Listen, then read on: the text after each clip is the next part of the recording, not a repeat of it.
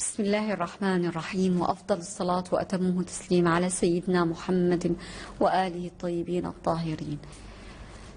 أنا اسمي ميساء صافية من سوريا، لي أب سوري وأم سورية، وأعيش في دمشق، وطفولتي كانت كلها في دمشق.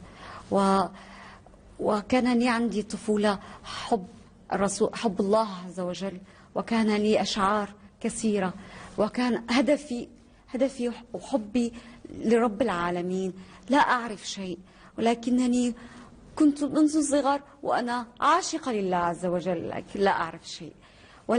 واللي دعمني هالشيء ودعم حياتي كلها منذ طفولتي منامات كتير.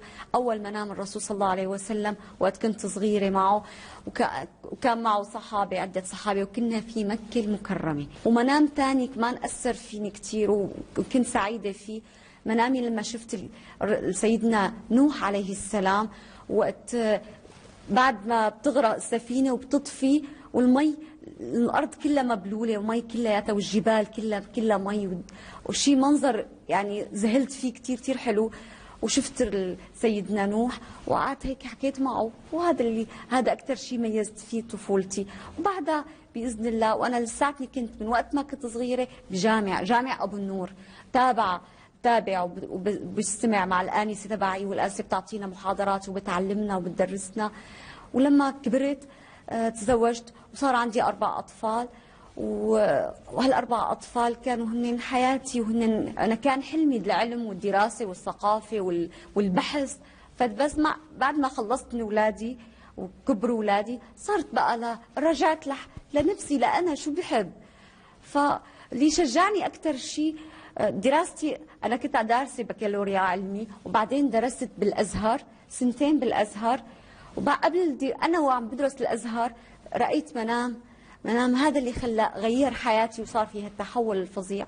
شفت الإمام علي، وبجمال الإمام علي، وكان راكب على فرس، وكان عم يحارب مع الرسول صلى الله عليه وسلم.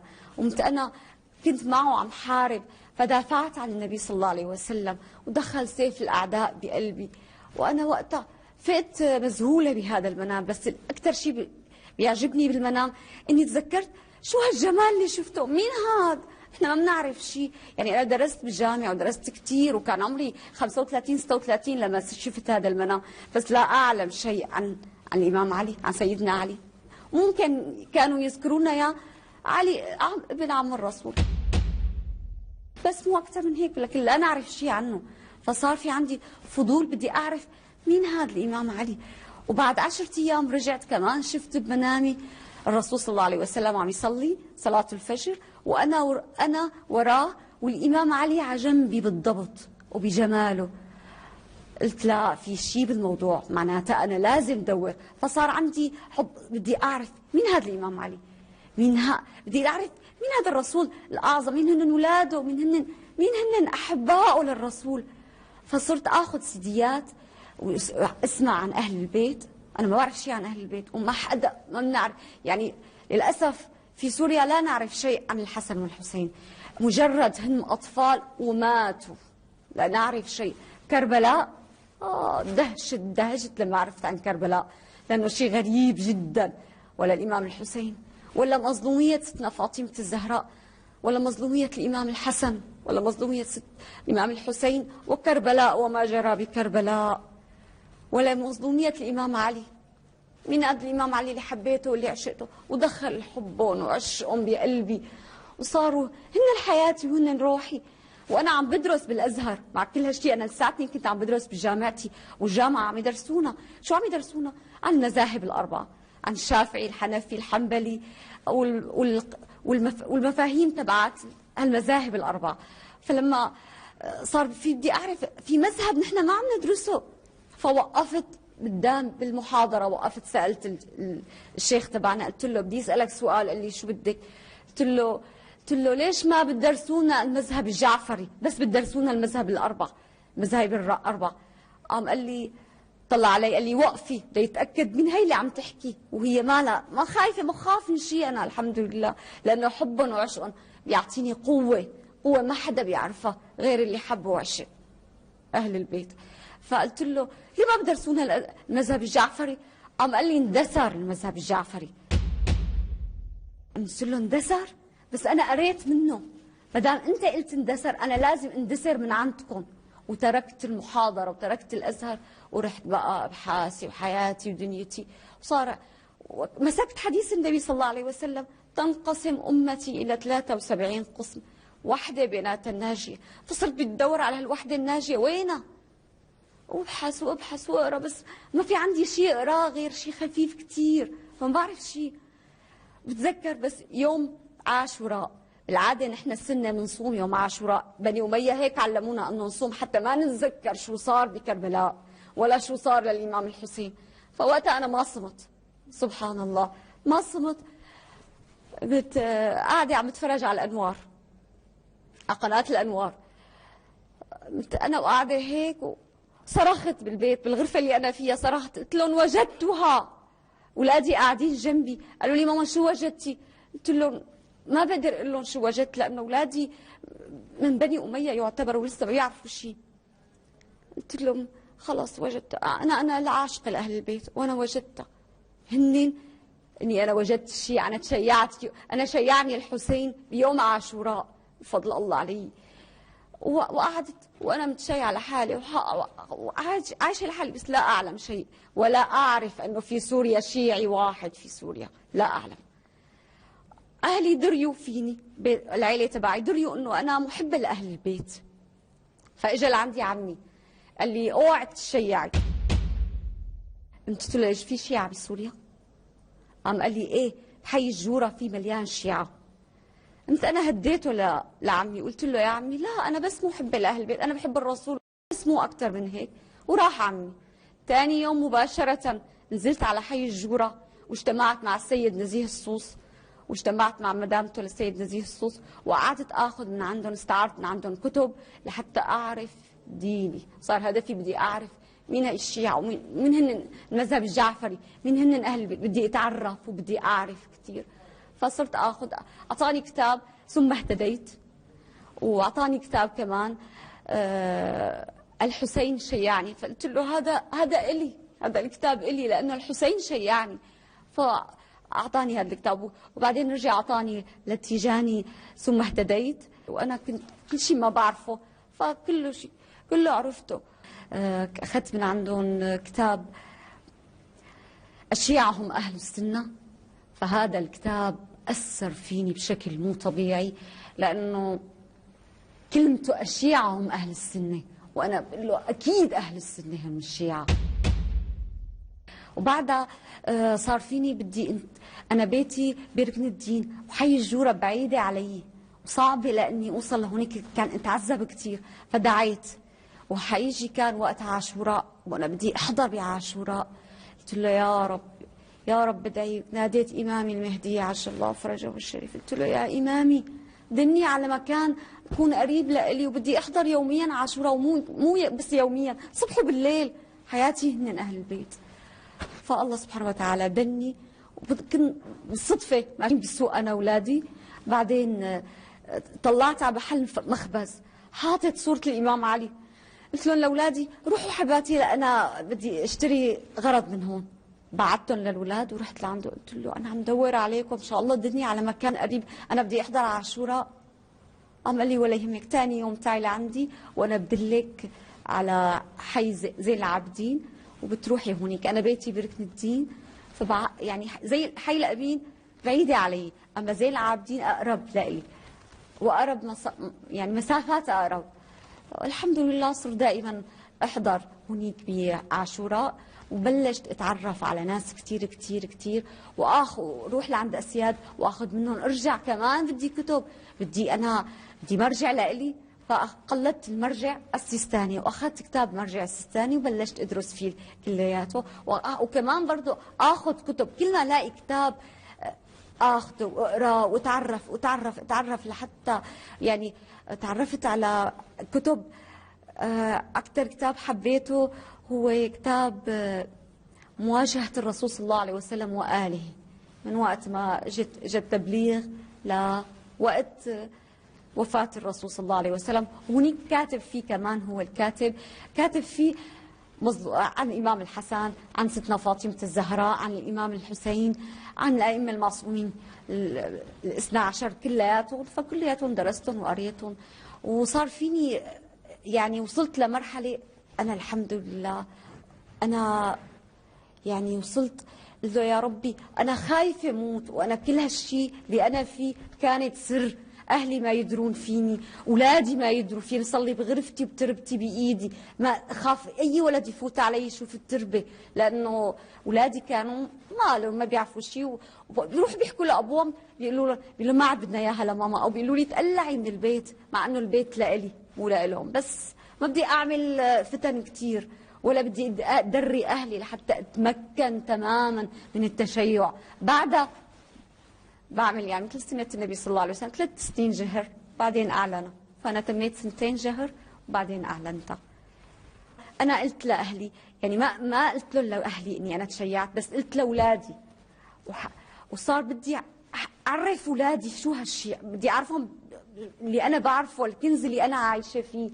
فطلعت نسب أولادي نسبهم لزين العابدين، عندي 4 البركة، نسبهم لزين العابدين، حببتهم بنسبهم، حببتهم بأهل البيت، بسيدنا فاطمة الزهراء، بالإمام علي، حببتهم بالأئمة الاثنى عشر، بمعاملاتهم، بحياتهم، بحبهم وعطفهم لكل شيء، حبوهم وتشيعوا الحمد لله معي فضل الله علي.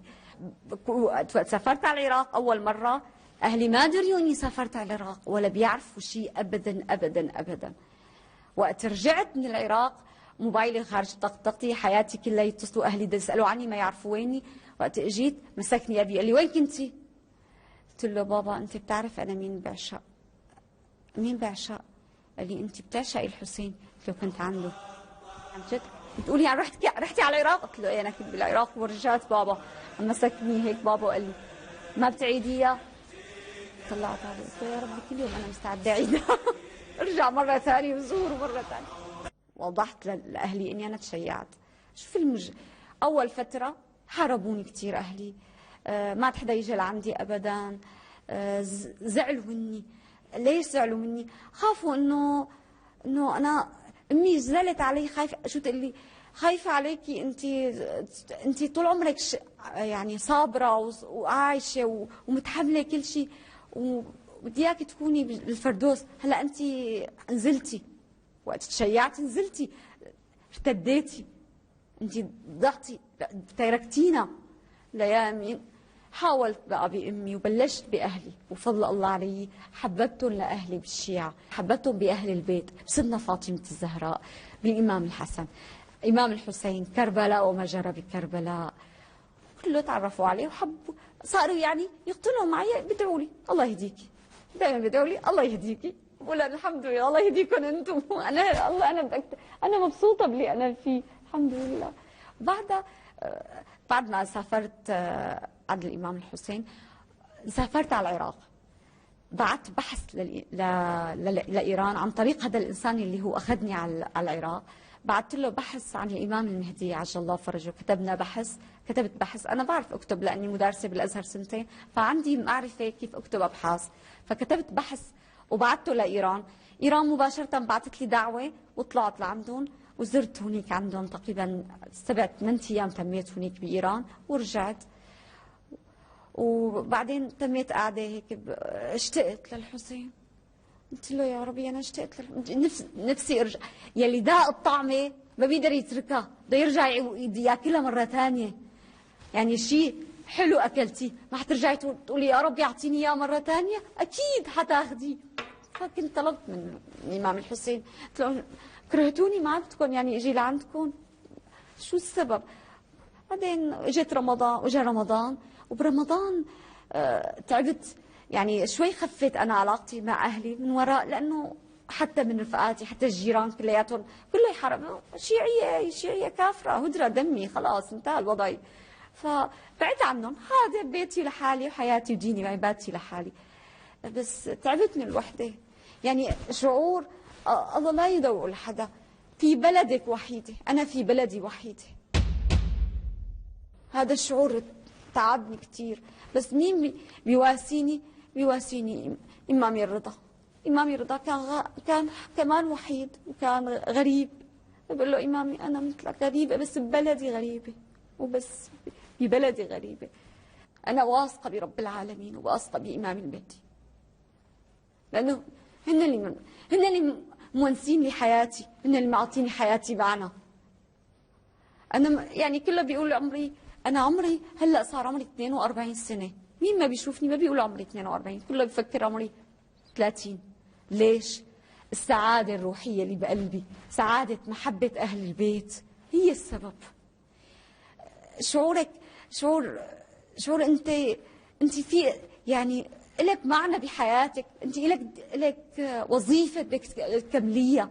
انا وظيفتي بولادي ووظيفتي كمان بدي كملها مع اهل بلدي حتى اعرفهم الحقيقة واعرفهم كل شيء. وكتبت ابحاثي وكتبت كتاب اسمه كتاب العشق الحقيقي. هذا واجهت فيه السنة، كل شيء من مراجع السنة، واجهت الرسول صلى الله عليه وسلم وآله، ومظلومية ستنا فاطمة الزهراء، وفدك ستنا فاطمة الزهراء اللي ما بيعترفوا فيه السنة نهائيا. أنا جبت لهم إياه من البخاري ومسلم من عندهم. كان في فدك لستنا فاطمة ورسول الله هو اللي أعطاها إياه.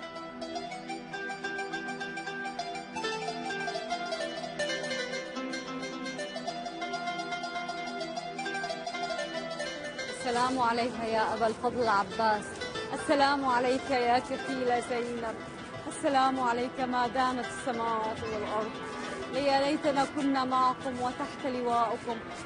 يا الله يا ربي تقبل زيارتنا واغفر لنا وارحمنا انت. أنا بيتي في عندي جنينة، الجنينة فيها شباك لفوق، جيران سكنوا فيه جديد عراقية، فأنا فرحت عراقية. ما بدي ناقشهم مباشرة اني اقول لهم انه انتم شيعة او شيء. طلعت البنت صاحبة بنتي اول شيء، قمت سألتها قلت لها انتم زرتوا ستنا زينب؟ قامت قالت لي ايه طبعا. قلت لها يعني انت شيعية؟ قالت لي ايه. قلت لها شكرا كثير. ثاني يوم كنت عندهم وقعدت اتناقش انا وياهم، ويوميا كل يوم عندهم. قاموا قالوا لي تروحي؟ قلت لهم طبعا بروح، وهن اللي خلوني اجي لهون واجتماع معكم واجتماع وارجع زور احبابي وعشاقي، والحمد لله رب العالمين. عليهم كل يوم كنت اطلع لعندهم ويجوا لعندي، وهن يعني بيناتنا طابق بس مو اكثر من هيك. فالحمد لله لقيتهم مثل ما انا بدي، مثل ما انا طلبت من امامي المهدي. بدي ناس يحسوا فيني وانبسط لما احكي عن اهل البيت، ما اخاف.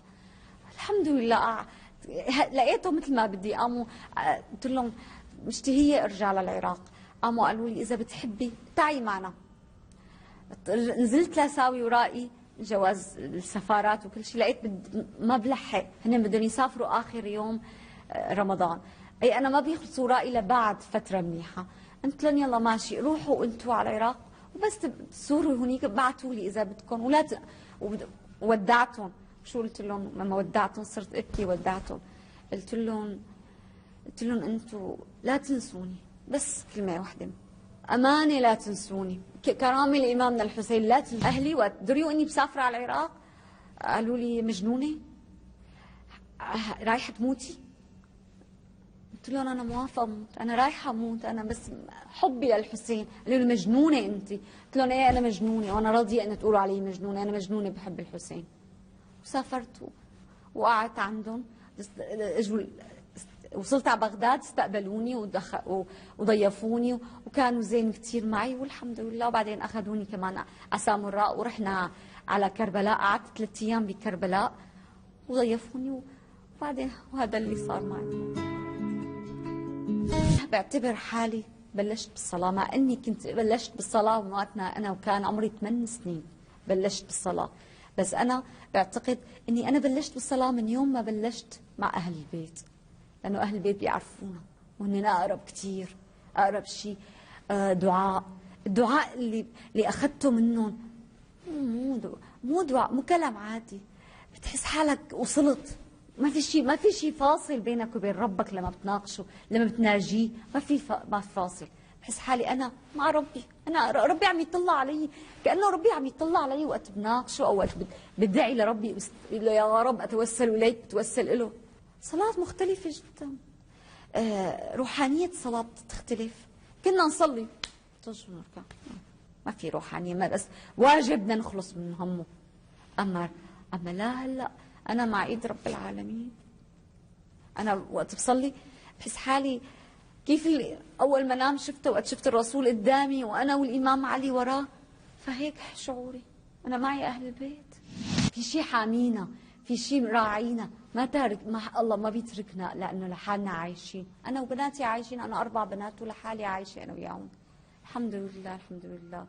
وبحب أقول لك أنا كمان بالنسبة للدعاء، لما جيت للصحيفة السجادية وأدعيتنا نحن، لقيت هون، لقيت مخ الدعاء هون، والمخ هون لقيته بهالأدعية الحلوة هي، أدعية الصحيفة السجادية وأدعية فتيح الجنان وأدعية أهل البيت جميعا، إمامنا علي، أئمتنا كلياتهم، يبروا قلبي كلياتهم، أدعيتهم حلوة، حتى حببت أهلي صاروا يحبوا يتسمعوا بوقت برمضان على أدعية اللي بتطلع بقناة المنار، أدعية عن إمامنا زين العابدين. فيقولوا لي هذا مو كلام عادي، قلت لهم دول أئمتي يا ماما، مو إنسان عادي، مو شيء عادي.